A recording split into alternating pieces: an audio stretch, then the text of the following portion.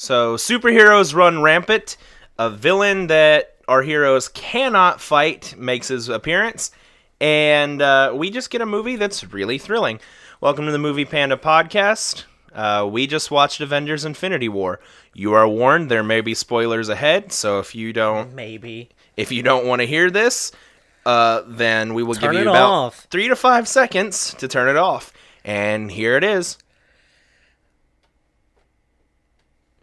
Can we put anime girls in there? No. That's our 5 seconds that we've given them to turn it off. Well, Dale, I think we need to address the elephant in the room right away.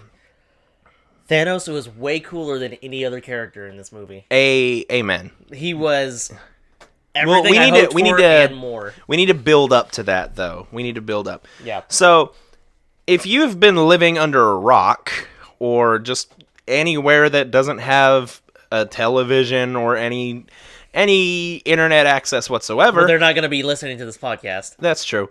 But if you somehow now have that capability, then you've probably heard of the ambitious movie known as Infinity War.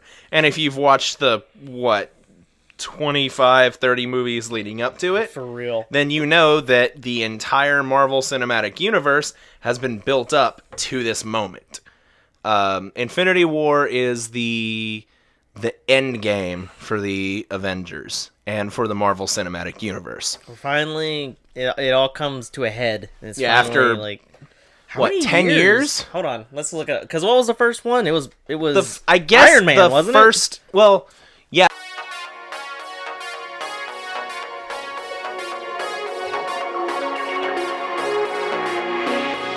Iron Man or the Hulk was one of the very first technical one where they were they had this huge thing planned out, was either Hulk or Iron Man 1. And they were just like, holy cow, we can cartwheel this. Yeah. All right, I'm looking it up. Iron Man was the very first. So Iron Man in 2008, so 10 years ago. Yeah. The Marvel Cinematic Universe became alive and well, and it's obviously been planned for quite some time. Which I don't know, did Iron Man come out before or after Disney acquired Marvel? It was before, wasn't it? I think it was after. We're gonna have to Google a bunch of stuff in the middle of this. We weren't prepared. Let's just go ahead and talk about it a little bit. Why don't you give your initial? How did you feel leading up to the film? So leading up to it, I was scared that I had multiple fears. My first fear was that they were just going to use this to cartwheel Captain Marvel into the story. Kind of like they did with Black Panther and Spider-Man in Civil War. I thought that they were going to use this movie to bring her in. And spoiler alert, they didn't. They did hint at her, but they didn't bring her in. So that was my first fear, is that Thanos was just going to kill everybody, and then Captain Marvel was just going to be like, surprise, I've been here the whole time. Which I feel like would kind of ruin it, because if it's like, okay, if you were here the whole time, where were you when New York happened? Where were you when Ultron happened and Sokovia happened? Where were you to prevent all of this? Yeah, for real. So, and then my second fear was, which the trailers are crazy misleading. I was afraid that they were going to be strong enough to stop Thanos. The trailer showed he only had 2 Infinity Stones, and I was scared that he was only going to have 2 Infinity Stones throughout the entirety of the movie. That thought terrified me, that they built up this crazy powerful villain, and then even despite all of his planning and plotting, he still wasn't able to beat the heroes. And spoiler alert, it wasn't exactly like that. He did have some trouble, not anywhere near as much trouble as, say, Ultron or Loki. Absolutely. Loki and Ultron were basically child's play compared to Thanos. And you're right, Dylan. He might be not just the best character in this movie, he might be the best villain in any like superhero genre I've seen. I think so far. If we're talking about obviously like, I feel for motion picture stuff because if you are a comic book nerd like myself, there's plenty of others to choose from, and there are ones greater and much more powerful than Thanos. But I think for the cinematic universe that Marvel has brought alive, he's a good culmination of everything that's been happening because as you probably already know this, but I know it was probably a shock to most people. There's a moment in the movie where Bruce Banner points out the fact that everything they've experienced up to now has all been orchestrated by Thanos in the background. Which I'm like, most people I don't think really understood that, because every time you saw something happening with Loki in previous films, you just assumed, oh, it's just Loki on a rampage because Loki is Loki. But you figure out that no, Loki actually did have someone he was answering to, someone that he was going to. Did he necessarily always do what Thanos wanted? No, but he had his own goals in mind, thinking, he could trick Thanos, which we see the result of that in the opening scenes of the movie. Which I did Google it. The movie came out in the first Iron Man came out in 2008. Disney acquired the rights to Marvel in 2009. Okay, so it was literally right after Iron Man, but from what I was reading, the process of Disney acquiring Marvel was happening while the movie was being released. So it was like Disney had it planned from the get-go, because apparently, after reading, Marvel actually didn't own the rights to do an Iron Man movie, or even own the rights to Iron Man until 2006. They had sold the rights of Iron Man to Universal Studios, I think it said. Really? Yeah, in Universal Studios, and it was in production from 1990, and it was owned by Universal Pictures, and then acquired by Fox, and then acquired by New Line Cinema before Marvel bought the rights back in 2006, and then 2007 was when filming began and ended. They filmed the entire thing from March to June, and then obviously came out in 2008. Which, I mean, that was a great... The cats are trying to mess up everything. Let me just open the door. Pardon the intrusion, ladies and gentlemen. I'll probably cut this part out. Yeah, it's fine. Deku, just get in here. He's got to be where the action is. Oh my gosh. Anyway. Wait, one sec. From 9:37 to 10 minutes cut out. Okay. So sorry about that. Our cats were trying to get into the room. But I think that, I don't know if anyone really realized. I remember, I think it was around the time Age of Ultron came out. I was researching. I was like, just how far are they going to carry this? Just how far are they going to try and go with the Marvel Universe? I was like, because they keep building this universe, and I kind of felt like it the way I feel a lot like Star Wars now, is that there has to be an end point. You can't just keep going and keep going. And I remember looking into it and researching it and reading at that moment, like right after I got out of the theater at Age of Ultron, reading that they planned on taking it to Infinity War, and I was like, wow, and like when they had all of it planned, which I think from what I originally read, they had Infinity War not set to release until like 2020 something. Like they had it way back there. The fact that it's out now is that means they've probably got another thing planned after that. I don't know. I don't think so, but I mean it's possible.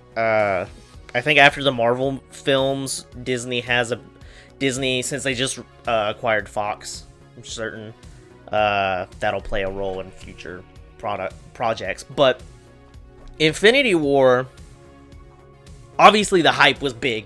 Mm-hmm. The hype was huge for this movie. People have been waiting for literally years for this moment. And I cannot say I was disappointed at all. What was your thoughts leading up to the movie?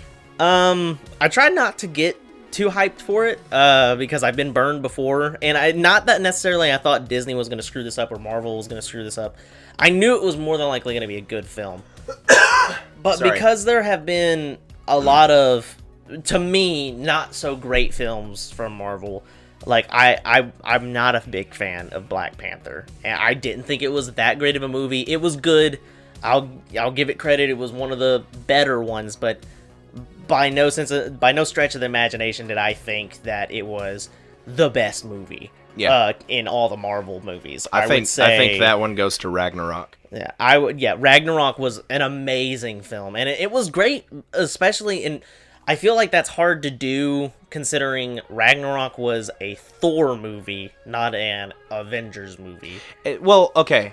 To an extent, I think I would call Avengers movies different than the Marvel movies, because the Avengers movies are like the culmination of everything up to that point, whereas every other movie has like an individual plot. I think exactly. Well, that's what I mean. Like the fact that Ragnarok did so well, and it was a single story. It was more focused on, like, I mean, it's literally Thor Ragnarok. It's focused on Thor. Thor is the title character. The fact that a single character film, I feel, outdoes some of the previous Avenger films is amazing, because I mean that's hard to do, considering most people would probably say that the very first Avengers is the best, which I have to say, yes, I remember when I first went and saw the first Avengers movie. Awesome movie. It blew me away, because at that time I had no idea the Avengers was even happening. I had seen Hulk, I had seen Iron Man, I had seen Thor, I had seen who's the other character in that? Captain America, Black Widow. But the Black the Widow, 4 movies leading up to it. I saw those, but at no point did I think, oh yeah, Avengers. It didn't really like click in my brain until it happened. The moment I saw the first trailer, and I was like, whoa, that's why they were doing all these movies. That makes sense. So, like the build up to that, I feel, is honestly what gave it most of its quality, is because we had such a big build up to it. And I feel like it's the same for Infinity War. We've had literally 10 years worth of films, and now we are at this point of, here it is, here's the culmination of all you have seen. And it did not milk messed me up. Yeah, it did not fail to deliver. The point I was trying to make, and I'm gonna go ahead and probably get in trouble for saying this, but if I was to compare the Justice League movie to the Avengers movie, here is where the problem lies. With the Avengers movie, these 3 movies that have come out, every situation in them is a world-ending problem that not one hero can do by themselves. Each one of their individual movies is the villain. It's not like a world-ending villain. Yeah. With the exception of like Thor, but just because he's a god, he's a whole different level. Or possibly the Mandarin with Iron Man. Yeah. Well, that wasn't even technically world-ending. No, but it could have been if he had gotten it. Even if Iron Man failed, another hero could have stopped the Mandarin. Yeah.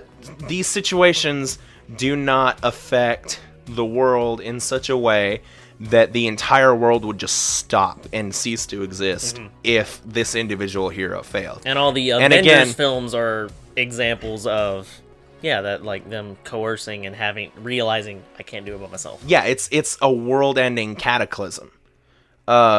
With Justice League, every single villain that every single member of the Justice League fights, every single villain, Aquaman, Wonder Woman, Batman, well, not Batman, but like Superman. He does, but like his villains are more grounded in reality. They're more gangsters. They're typically stuck in Gotham. Yeah, but like every single villain that the Justice League fights has like a world-ending plot and a world-ending plot like point. Darkseid. And and it's not even when they're together, it's like individual heroes. Oh yeah, Superman. Like, I mean, Superman has to face Bizarro regularly. He has to face Doomsday, Lex Luthor. Who else? I honestly, whenever, like, I'm a comic book nerd, but the biggest comics from DC that I focused on were Superman, Batman. See, I didn't even. I'm not a comic book guy. I barely have time to read. So, and that's why I think, and also, Marvel has taken the time to cultivate this cinematic universe to the point where I wouldn't even call a Marvel movie like a superhero movie. Marvel is its own genre now, much like Star Wars. Star Wars is no longer sci-fi. Star Wars is Star Wars. It's a genre. You can't fit any movie into the Star Wars universe. Absolutely, because I mean, if someone asks you like, "Hey, did you see Ant-Man?" and you immediately know that as, "Oh yeah, the Marvel movie," you wouldn't call it the superhero film or anything like that, or equate it to a superhero movie. You would immediately translate that into Marvel. Like, that's what comes to mind. And you never just like, yeah, it was a superhero movie. No, it's a Marvel movie. And Marvel has cultivated itself to where, and they've taken that time to cultivate that universe. DC did not take that time. This milk is awful. DC did not take that time to cultivate that universe. And you could see it in Justice League, where you just felt like everything was just forced on you. I didn't see Justice League. I wasn't wowed by the trailers. I loved it's not a shock. I love Batman. Batman is just cool. I don't like Ben Affleck as Batman. Batman. I don't like Ben Affleck as Batman. I love, was it Christopher Nolan? You mean Christian Bale? Christian Bale. Well, I was thinking Christopher Nolan made the director. The movie. Yeah, but I love, because he technically made the character. Christian Bale just played the character well. That Batman, to me, felt more like Batman than Ben Affleck's Batman. Mm-hmm. We're talking a lot about the DC universe. Yeah, we need to get back on Infinity War. So, let's go ahead and talk. You mentioned the elephant in the room. I'll go ahead and mention the Thanos in the room. Let's talk about the deaths. We're not going to talk about who died specifically, because if you are watching, we haven't really given major spoilers. No, it's all been minor stuff. And I don't want to spoil. We probably only spoiled one character's death. But did we? Yeah. Who? Well, I mentioned the opening scene. So okay, but like, you knew. Yeah, more or less.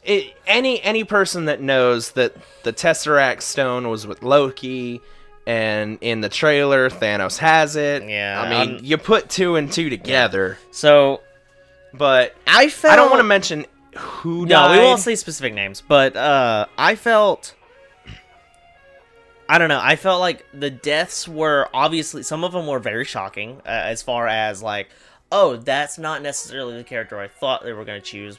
But at no point did I feel like the characters that did die were super consequential to the story. But like, they were important enough that you felt the gravity of their death. Absolutely. Like, I mean, there's entire films. My gosh. There's entire films based on some of these characters, and they're gone, and you have to like sit there and think like, wow, like I devoted time to get to know these characters, and I grew up. Everyone has that moment. You go see a movie you really enjoy. You get a bond with that character. You will never meet this person. You will never have that moment. You don't exist in this fictional universe, yet you have that bond with this character. I mean, any fan of like Die Hard is like attached to Jason Statham. Yeah. Oh wait, that's not Jason No, Statham. I'm so sorry. That is. Are you talking? Are you? Everyone, they're bald, and it's like they're bald, and it like it.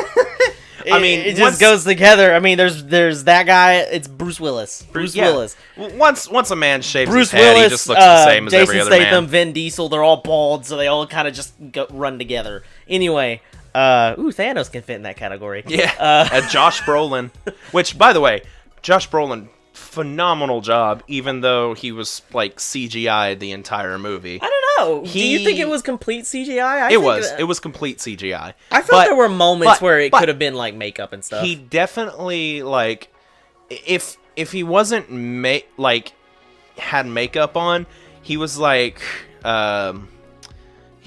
motion captured. Yeah, motion captured. That's the word I'm thinking of. Yeah, he was mo-capped. And Josh Brolin, I don't think anyone else could have done Thanos. No, I mean, if you've ever seen Josh Brolin, like a picture of him, he's already a pretty imposing guy. I mean, Hellboy. So, I mean, you slap him into the feet of Thanos, one of the most powerful characters in Marvel, and I just felt like he meshed well with that character. Like, it kind of like people say Robert Downey Jr. was basically born to be Iron Man. That's another thing. He just fits Tony Stark's profile. I feel like they've done that really well with all the Marvel movies, and they did well with that for the villains, because a lot of times, you know, the movie is, yes, it's about the heroes, and it's about, and you want to make sure the heroes they're the focal point, but nothing makes a movie better than having that awesome villain, and Thanos was that villain. So, I'll also say this, don't wait for this movie to come out on DVD before you watch it.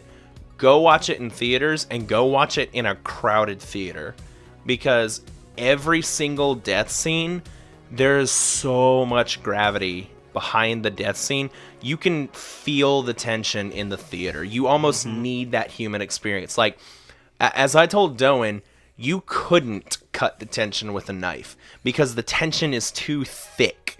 Like, you would have to saw your way through it. It was... Okay, so, joking. The Sound of Silence, I never really thought of that as a serious thing before. But you really experience it in a moment where you've had characters... A lot of characters, these are their people's childhood are these characters, and then to watch them defeated and to watch them fall, you felt the crushing weight. Like you just mentioned silence. Some of my favorite scenes in the whole movie were moments where Thanos is about to appear and all sounds just stop. It just cuts. Like, there's no music, nothing there, and like everyone can, like, you can see on the characters' faces, they know. Like, they know what's coming. They know what's about to happen. So it's like, it was, again, like in the audience, in the theater, you could feel it. Like, everyone just kind of got real quiet. Like, you could have heard a pin drop, and it would have been intense. Yeah. And it was such a... They did so well, because I feel like the majority of the Marvel films, you know, they're very action-packed, and this movie had plenty of action. Oh, yeah. But they didn't have many moments like that, of those, oh crap moments. So Yeah. it was kind of nice to see that, because, again, like, this is not a shock and this is not a spoiler. Thanos more or less wins. That's not a spoiler. You know what you're getting into when you go see this film. And again, like, you know, we all know, ultimately, the good guy always wins. There's a part 2 to this movie. I mean, it's the good thing to see that justice always wins. Although, what this movie does show, that even though justice will eventually win, there will always be a high price to justice. And okay, so you mentioned high price. I'm gonna shift it back towards Thanos. I mean, that's the point of the movie. Oh, and you know what? I was actually surprised, because, again, the movie is called Avengers: Infinity War. I think Thanos had the most screen time. He was the focal point of this movie, and I loved that, because how many movies do you know of stay on the villain? And Megamind. Anyway, I'm more referring to... I'm more talking about, like, the fact that, Just the look of hatred on your face. I'm more referring to, like, the fact that, like, Thanos has, multiple, in this movie, very humanizing moments. Where you do almost sympathize with him. Like, if it wasn't for the fact that he was a big pink guy about to blow up the galaxy, essentially. The world's angriest California raisin. Yeah, if it wasn't for that fact, like, I've always heard it explained this way. If you could see a movie from the bad guy's perspective, and you were only given the bad guy's perspective, you would more than likely side with the bad guy. Because you would see it from his perspective, and from Thanos' perspective, he's doing the universe a justice. He's making the hard decision that no one else is willing to make. And in a sense, he is, but that doesn't mean the decision is morally right. Just because you're correct doesn't mean you're right. Mm-hmm. As odd as that sounds, and I'll go ahead and dissect that phrase. Just because an answer is the correct answer does not mean it's the just answer. Does not mean it's the merciful one. Mm-hmm. Does not mean that morally speaking, that is the right path to take. Mm-hmm. Like, okay, so there's a moment like this in the movie where they're trying to decide what to do about Vision, because Vision, as you should know by now, has an Infinity Stone attached to his forehead. That's what gives him life. What? Yeah, if you missed Age of Ultron, you missed that part. But, and they're discussing, because obviously Thanos is going to come for the Infinity Stone. What do we do? And they discuss, if it comes right down to it, they should just kill Vision, destroy the Infinity Stone.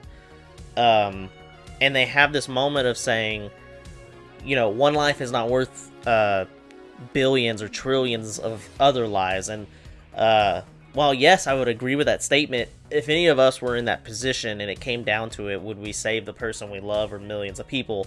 The majority of us are going to save the person we love, because that person means more than the millions and millions of people that we don't know. And we're going to think with the logic, what has the world done for us that we owe to it? So I think, again, like that, you have to look at it from, like, when you go back to Thanos, and the way he's thinking of it is the world, he feels, owes him nothing. Because if you don't know anything about Thanos' backstory, he is like the only one of his kind alive.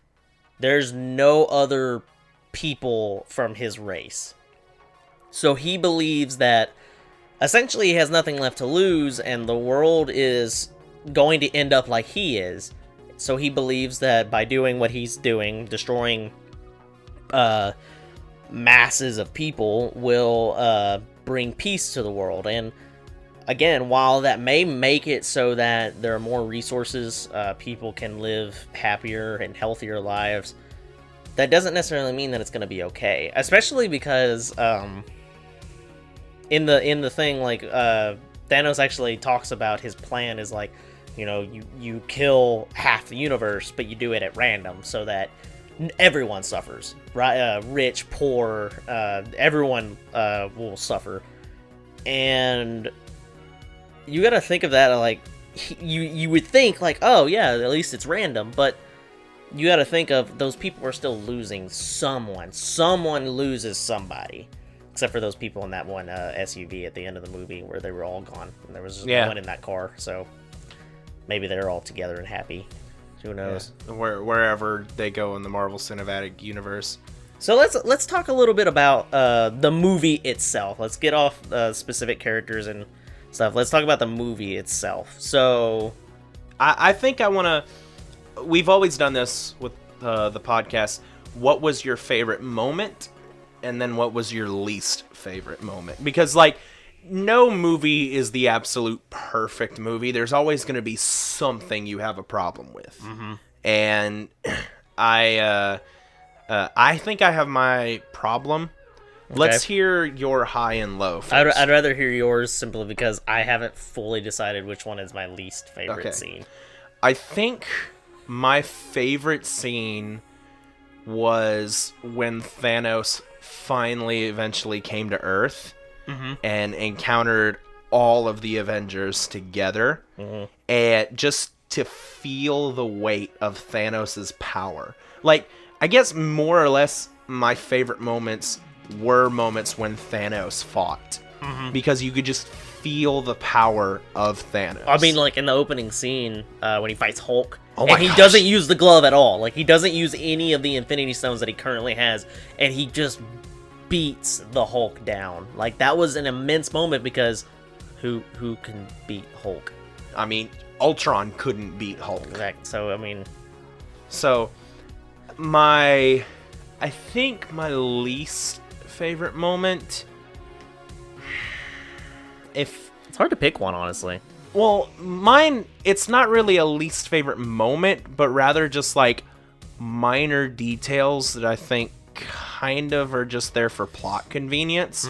Like how Vision and Scarlet Witch got cornered, and then just out of nowhere, their team is there. Like, their team just happens to be they standing, explain that. It's like they're standing in the shadows waiting. Like, Captain America perfectly posed himself to be standing in the shadows. Like, he was just sitting there, fists on his waist, just ready to catch a laser trident. Well, okay, so so they do explain why they're there. They eventually caught up, but it almost seems like But they yes, were posed. absolutely, he was posed, and I imagine that he did do that on purpose, because Captain America is rather showy in all the movies. He's very charismatic. So I imagine he did. He like probably showed up and he was like, "Oh man, I gotta get in position." Probably showed up an hour early. He's like, "Gosh, I really hope they land in this train station because I have to be in this exact spot."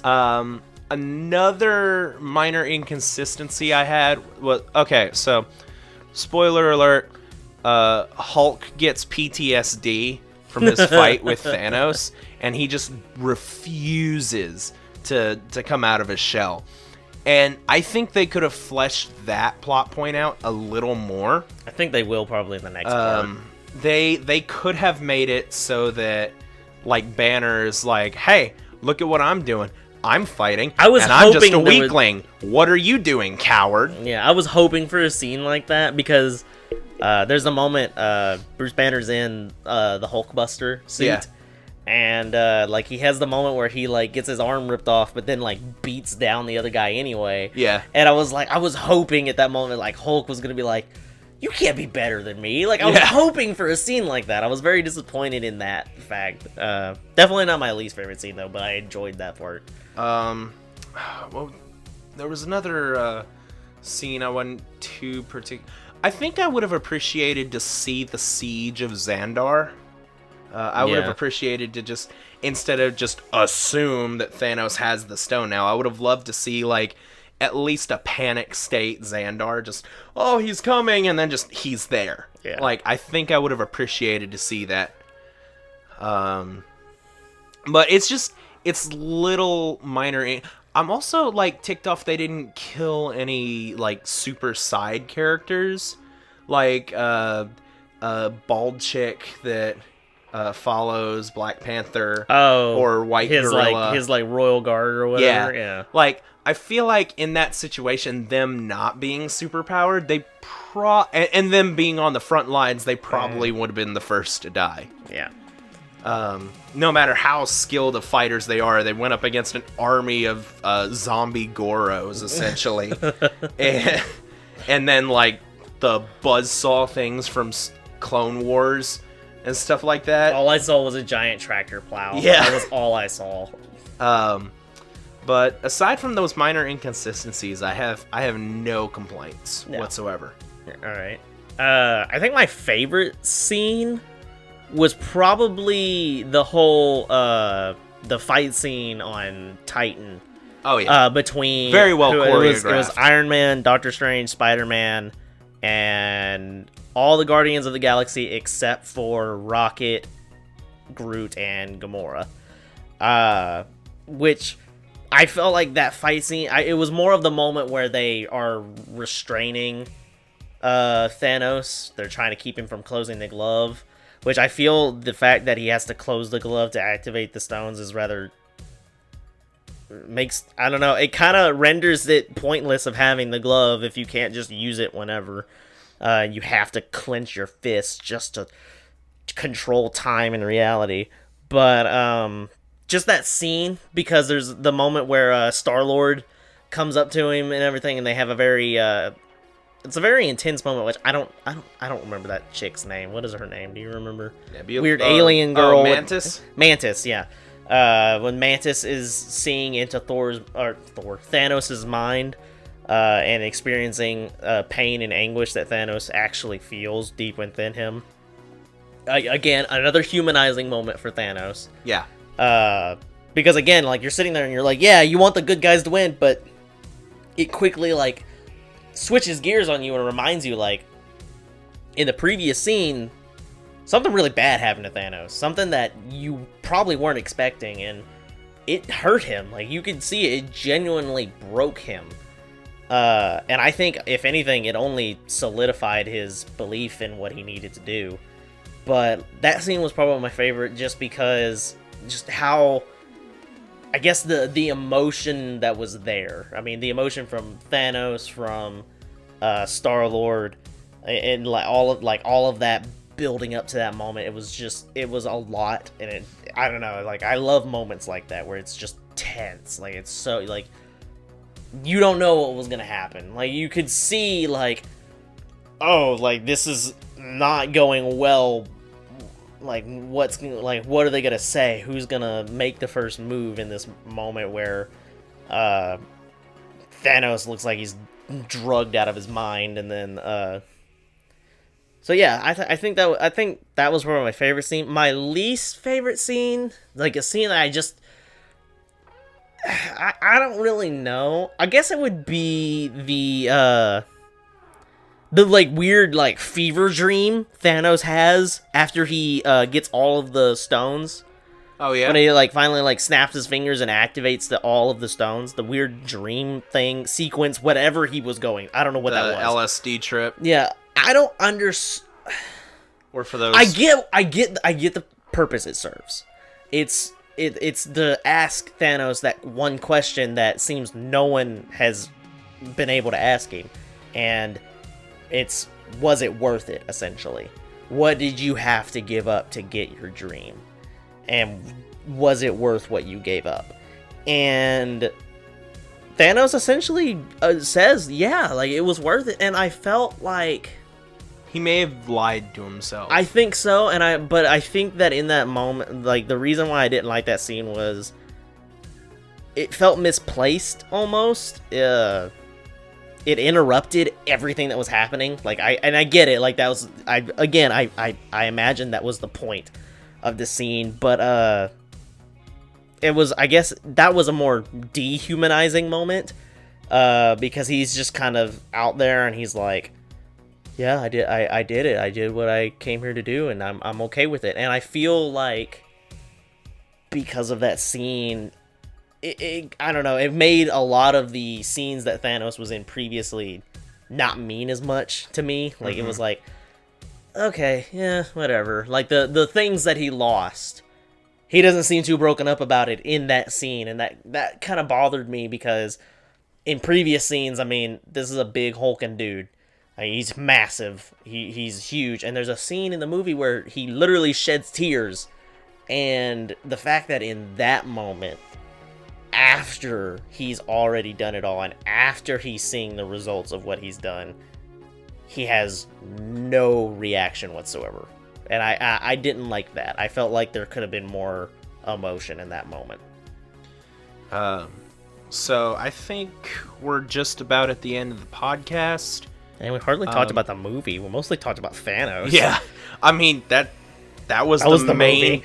They've been building up to this crazy powerful villain, and I think they delivered very well on that villain. And I feel like obviously there's gonna be people that don't necessarily think the movie was all that great. Yes, there were definitely a lot of scenes that were meh, they could have been better, but overall, I cannot say that this movie was bad. I cannot say that this movie didn't deliver what I expected, if not more. I think that since Disney has acquired Marvel, they've taken it to a height that it never could have reached on its own. I don't think that the Marvel Cinematic Universe would have happened without Disney acquiring it. And I'm very happy that Disney did acquire it. I was worried when I first heard about that when Disney bought it, but after seeing for the last 10 years all the movies that have come out, and then seeing it culminate to this, I cannot say that I'm disappointed in what Disney has done.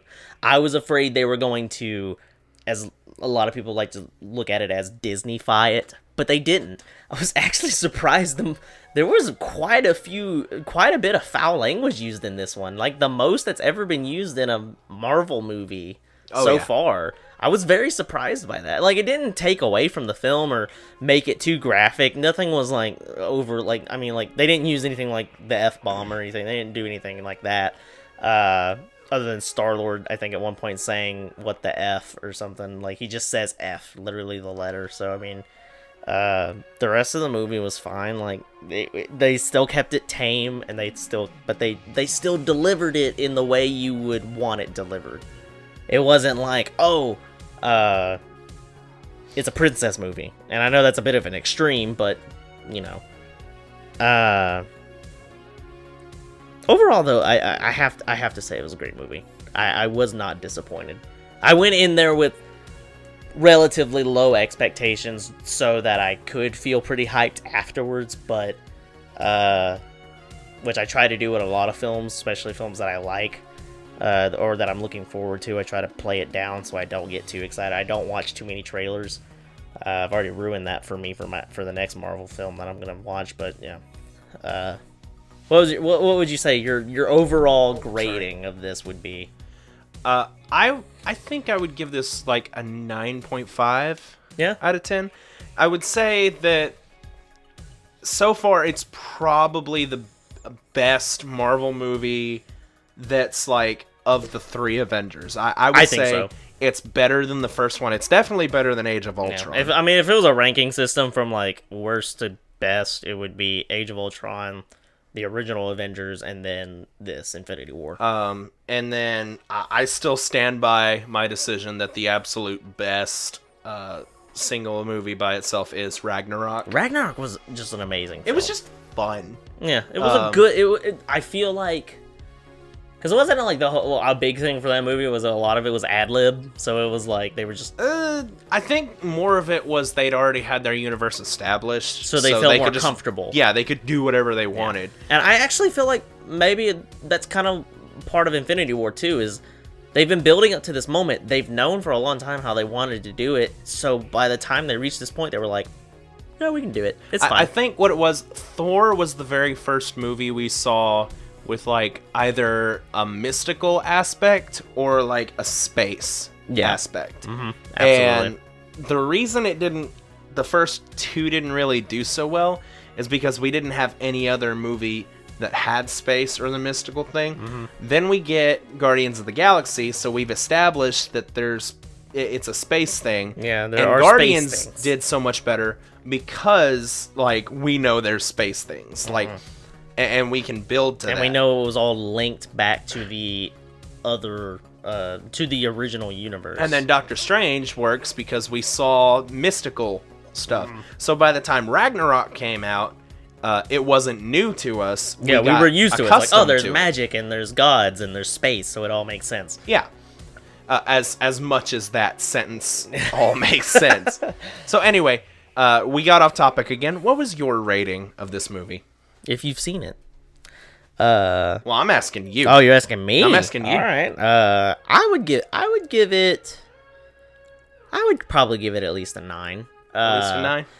Like that one little point that I'm not giving it is for mostly the fact that my immediate issue is characters that I necessarily wanted to die. And I know that sounds terrible, but characters that I felt would have had bigger impacts if their deaths had happened didn't happen. And that, to me, took away from the film. Yeah. It took away for how much of an impact. Now, were the deaths that happened impactful? Absolutely. Well, okay, I say absolutely. Some of them were very impactful. There were a lot of characters that died in the film that I didn't care about. And there were a bunch of characters that died off screen that I cared about, but I forgot they existed. As you're talking about character deaths, I'm sitting here like, oh god. Oh god. Rock Boy is dead. Rock Boy. Oh, hold on. Funny British accent Rock Boy is dead. Okay, so when there's the scene after Thanos genocides the universe, there's the scene where it goes to like a little hut on a prairie. In that moment, I didn't realize that was going to be Thanos. I actually thought in that moment I thought of Hawkeye, and I was like, Oh no! I imagined like Hawkeye, like maybe being out, like working his little country farm life that he's got going, and coming back, and his wife being gone, and everything. Like I imagined that. I felt like if that scene was in there, it would have been a huge upset. You know, it would have been a good justice if Thanos had been one of the random. Well, okay, so I did notice something. We're gonna have to make it quick. I know. The majority of the characters left were characters that in my mind, almost some of them, not all of them that are still alive, but some of them like proved themselves to Thanos. Yeah. Like he says it was random, but the characters left alive are all characters that at some way or another Thanos kind of looked at respectfully. Like we've all seen the scene in the trailers where Captain America catches his glove. Using the power of America. Yeah, using America. And again, it's no surprise Captain America's alive. I'm sorry, spoiler. And we knew. I mean, yeah. We knew he was gonna remain alive. They didn't kill him in Civil War. They ain't gonna kill him now. He's kind of the poster child. Yeah. So I like that. Like again, like that was a perfect example of someone that Thanos respected. So I feel like it wasn't entirely random. I feel like in actuality, he did, I think, have some sway over who died and who didn't. People who are of no consequence to him died. People who he didn't respect or care about died. People that he knew of that existed and that he did respect were still left alive. So, let us know in the comments what you think about Infinity War, because I guarantee you've probably seen it. It's probably going to be the biggest blockbuster event in the history of cinema. You know what? I think this is probably... I will go ahead and say the meme. It is the most audacious and most daring crossover in cinematic history. I think... I'll go ahead and embrace that meme. All right, good for you. Harumph. I think that, yes, this movie was great. It was wonderful. Go see it if you, for some reason, haven't seen it and you made it to the end of this podcast. You're a fool. Go see it because it's worth your money. It's worth your time. Definitely plan your day around it because it was longer than I thought it was going to be. Oh my gosh, we went in at 7:45 and we got out at like 10:45. So it was like a 3-hour-long movie. Oh yeah, Golly. Oh my gosh. Granted, also though, we did stay for the credits because end credit scene. Yeah, like the movie ended on a cliffhanger. We had to see the end credit scene because the end credit scene still ended on a cliffhanger. Yeah. So we're not gonna spoil any more for you. You all probably hate us already. We're just gonna leave. Again, if you made it to the end of this podcast, that's your fault. Why are you still here? Go watch the movie already. Anyway, we love all 2 of you that regularly listen to us, and please just find a hobby or something. Bye.